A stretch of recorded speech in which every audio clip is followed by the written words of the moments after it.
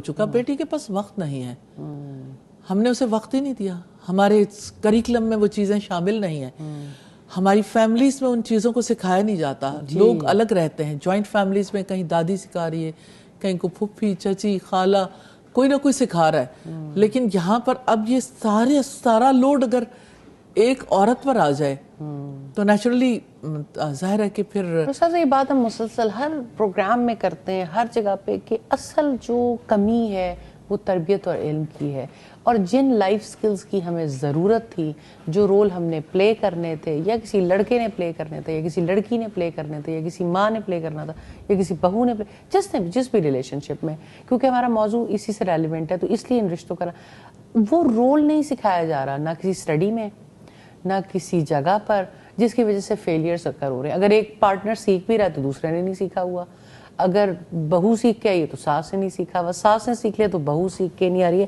یعنی یہ ہماری education curriculum, school, college, university کہیں کا حصہ ہی نہیں ہے.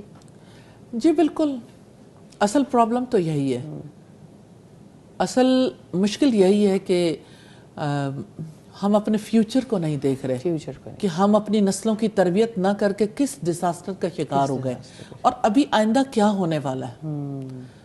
تو مجھے لگتا ہے کہ پوری ہماری قوم کو اسے سیکھنے کی ضرورت ہے, اور ایز اے امت ہم دیکھیں تو امت کو اسے سیکھنے کی ضرورت ہے, اور اس کی فکر کرنے کی ضرورت ہے, اور اس کے لیے پلان کرنے کی ضرورت ہے, اور اس کے لیے پریکٹیکل پلانز بنانے کی ضرورت ہے, اور اس کے لیے سب کی مشترکہ ایفرٹ چاہیے. صرف ایک گھرانے کے اندر ہونے والی کوشش سے کبھی کامیابی نہیں ہو سکتی. بالکل درست. سوسائٹی کو بھی اپنا رول دیکھنا ہوگا, ایجوکیشنل انسٹیٹیوشن کو بھی دیکھنا ہوگا, یہ ٹرائیوکا ہے, تینوں طرف کام ہوگا تو نتائج بہتر آئیں گے.